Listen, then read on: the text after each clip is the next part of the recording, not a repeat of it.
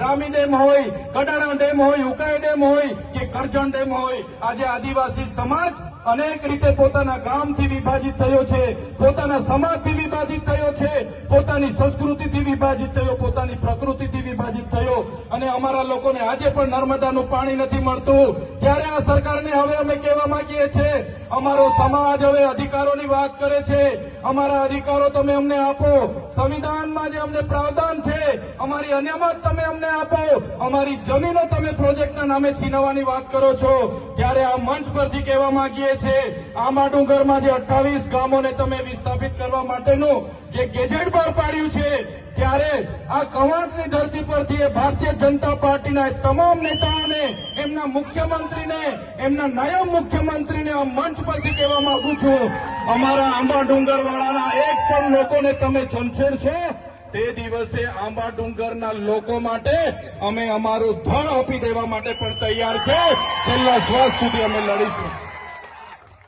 મને આ વિસ્તારમાં આવીને મંત્રીઓએ કીધું કે એનું દુકાન નથી। મંત્રીને ખબર હોવી જોઈએ, તમારા પ્રદેશના નેતાઓ, તમારા દિલ્હીના નેતાઓ મારા માટે મંત્રી પદ માટે લાલ પીછામ બચાવીને ઉભા હતા, લાલ જાજમ પાથરીને ઉભા હતા। મને તમારા પ્રદેશના નેતા અને દિલ્હીના નેતાએ કીધું, ચૈતરભાઈ તમે આવો, તમને કાલે મંત્રીમાં અમે ઉપાડી લઈએ, કાલે મંત્રી બનાવી દઈએ, પણ આ ચૈતરભાઈ વસાવા મંત્રી તંત્રી મુખ્યમંત્રી માટે નથી, અમારા આદિવાસીઓ માટે લડવાવાળા નેતા છે। ત્યારે શું તમે દુકાનની વાત કરો છો, શું તમે ઉધારની વાત કરો છો? તમારી દુકાન છે તમે ઉધારની વાત કરો છો, તમારી દુકાન છે તો તમારી દુકાનમાં અમારા લોકોના જે જાતિના, અમારા ઓરિજિનલ રાઠવાઓને આજે જાતિના પ્રમાણપત્રની તકલીફો પડે છે, તમે એમના પર 15 જાતના પુરાવા માંગો છો। આજે અમારા યુવાનો પોલીસની ભરતીમાં જાય છે, એમને કટઅપ 40 લઘુત્તમ માર્ક લાવવાની તમે પરિપત્ર બહાર પાડ્યો છે। જે ઉચ્ચ અભ્યાસ કરે છે એવા વિદ્યાર્થીઓ માટે તમે પોસ્ટ મેટ્રિક શિષ્યવૃત્તિ બંધ કરી છે, ત્યારે તમારું સરકારમાં કઈ ઉપજતું નથી અને તમે કવાંટમાં આવીને તમારી દુકાનની વાત કરો છો। આ એ ચૈતર વસાવા છે, આદિવાસી વિદ્યાર્થીઓને જે ઉચ્ચ અભ્યાસ કરે એમને પોસ્ટ મેટ્રિક શિષ્યવૃત્તિ સરકારે બંધ કરી હતી, એ સરકારને ઝુકાવીને 460 કરોડ રૂપિયા અપાવવાની ફરજ પાડી એ ચૈતર વસાવા છે, તમારા જેવા માય કાંગલા નથી। આ ભીડ એ તમારા જેવા, અમારી પાસે 7 કરોડનો મંડપ નથી, અમારી પાસે 2 કરોડનો ડોમ નથી, અમારી પાસે 5 કરોડનું સ્ટેજ નથી, અમારી પાસે ભીડ લાવવા માટે 7 કરોડ 71 લાખ રૂપિયા ટ્રાઇબલના નથી, અમારી પાસે ડેકોરેશનના 16 કરોડ આદિજાતિ બજેટના નથી, અમારી પાસે મોબાઈલ ટોયલેટ માટે 2 કરોડ ને 40 લાખ રૂપિયા નથી, અમારા લોકોને નાસ્તા સમોસા ખવડાવવા માટે અમારી પાસે 2 કરોડ નથી, અમારા લોકોને ચા પીવડાવવા માટે 2 કરોડ નથી। અમારા લોકો આ સ્વયંભૂ અહીંયા આવેલા છે, આ લોકો કોઈ દારૂ ચિકન માટે આવ્યા નથી, આ લોકો કોઈ પૈસા પાઇટા માટે આવ્યા નથી, આ લોકો સ્વયંભૂ આવેલા છે અને એ લોકોની આત્મા આજે જાગી ગયેલી છે। ત્યારે તમે બધાને પણ વિનંતી કરું છું, તમારી આત્મા આજે જાગી છે, બીજા 10 જણની પણ આત્મા જગાડો અને આવનારા દિવસોમાં છોટાઉદેપુરમાંથી ભારતીય જનતા પાર્ટી હોય કે કોંગ્રેસ હોય, એમના સુપડા સાફ તમે કરી દો। આઝાદીના 50 વર્ષ કોંગ્રેસનું શાસન હતું, એ જમાનામાં ડેમોની પરિયોજનાઓ બની, એમના એમઓયુ થયા, પ્રોજેક્ટો થયા, રોડ થયા, કોરિડોર થયા, નહેરો નીકળી, હાઈ ટેન્શન લાઈનો નીકળી અને બધા જ પ્રકારના પ્રોજેક્ટો થયા। એ જ પ્રકારે ભારતીય જનતા પાર્ટીની 30 વર્ષની શાસનમાં એનું અમલ થયું। આજ દિન સુધી પૈસા એક નથી લાગુ, અનુસૂચિત 5 લાગુ નથી, આપણને જે આર્ટિકલ 230, આર્ટિકલ 330, 332 અંતર્ગત શૈક્ષણિક અને રાજકીય અનામત મળ્યું છે, એને પણ આજે છીનવવાની વાત છે। આપણા તમામ 73 એના અધિકારો છીનવવાની વાત છે, પૈસા એક્ટ અંતર્ગત ગામ સભાના પાવરો છીનવવાની વાત છે। ત્યારે આજે મારા વડીલોને, મારી માતાઓને, મારા યુવાન સાથીઓને હું આહ્વાન કરવા માટે આવ્યો છું। આજે મંચ પર બેઠેલા તમામ સરપંચો, અમારા તમામ પદાધિકારીઓ તમારા માટે લડવા માટે તૈયાર છે।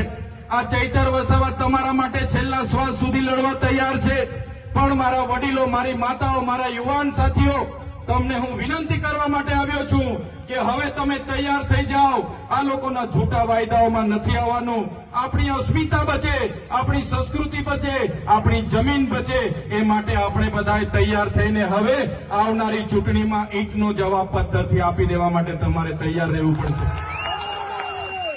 અહીંયા મંત્રી આવ્યા હતા 3 દિવસ પહેલા, એમણે કીધું એવો તો કોઈ પ્રોજેક્ટ આંબા ડુંગરનો નથી, એવો તો કોઈ પ્રોજેક્ટ હાઇડ્રો પાવરનો નથી. ત્યારે સાથીઓ, એ મંત્રીની જેમ હું હવામાં વાત કરવા નથી આવ્યો, એ મંત્રીને હું કહેવા માટે આવ્યો છું.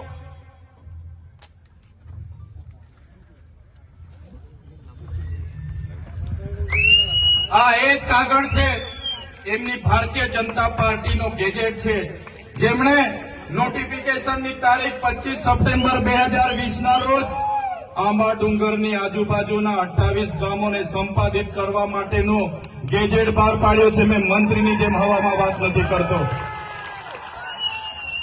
અને સાથે જ મંત્રીને કહેવા માંગુ છું, તમારા જેવા અમે પાર્ટીના ગુલામ નથી, અમે આ સમાજ છે તો અમે ચૂંટાઈને જે ધારાસભ્ય બન્યા છે, અને જે દિવસે અમારા સમાજને અમારી જરૂરત પડશે ને, તો આ મંચ પર બેઠેલા લોકો પેલી લાઠી ખાશે, મંચ પર બેઠેલા લોકો પેલી ગોળી ખાશે, પણ અમારા સમાજને અમે ન્યાય અપાવીને રહીશું, ન્યાય અપાવીને રહીશું.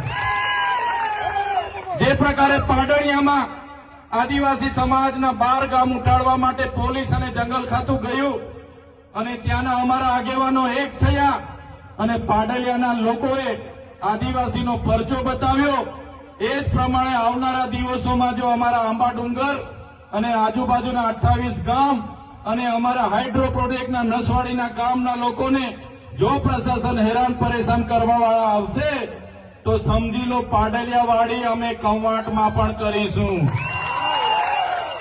પાડલિયાવાડી કવાંટમાં પણ થશે. જે જંગલ ખાતાને પોલીસના માથા તૂટ્યા હતા, એ જ પ્રકારે આવનારા દિવસોમાં અમારા એક પણ આદિવાસી ખેડૂતને અહીંયા ખોટી રીતે હેરાન કર્યો છે, તો તમારા પણ અમે અહીંયા ભૂક્કા બોલાવી દઈશું.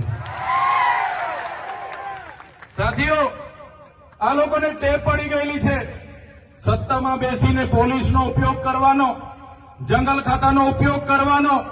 પણ આ મંચ પરથી કહેવા માંગુ છું, આજે જેટલા પણ આ કાર્યક્રમમાં પોલીસ વ્યવસ્થા માટે, કાયદો વ્યવસ્થા માટે ઉભા છે, પોલીસ માટે એકવાર જોરદાર તાળીઓ પાડી લો. જે પોલીસ અધિકારીઓ સંવિધાન પ્રમાણે સુરક્ષા, શાંતિ અને સલામતીનું કામ કરે છે, સેવાનું કામ કરે છે, એવા ઈમાનદાર, પ્રામાણિક અને નિષ્ઠાવાન પોલીસ અધિકારીઓને ચૈતર વસાવાના કળ ખાતે સલામ કરું છું મેં. પણ એ પોલીસ અધિકારીઓને પણ કહેવા માંગુ છું, જે ભ્રષ્ટાચારી છે, જે સાંસદ, ધારાસભ્ય, એમના મંત્રી તંત્ર, એમના ભાજપના નેતાઓના ઇશારે અમારા લોકોને હેરાન પરેશાન કરવાનું કામ કરે છે, એસી ચેમ્બરમાં બેઠેલા એસપીના ઇશારે, આઈજીના ઇશારે અહીંયા ખોટી રીતે દંડો ઉઘરાવે છે, રેડ પાડે છે, એ પોલીસ અધિકારીઓને પણ કહેવા માંગુ છું, અમારા લોકોને હેરાન પરેશાન કરવાનું છોડી દેજો, બંધ કરી દેજો.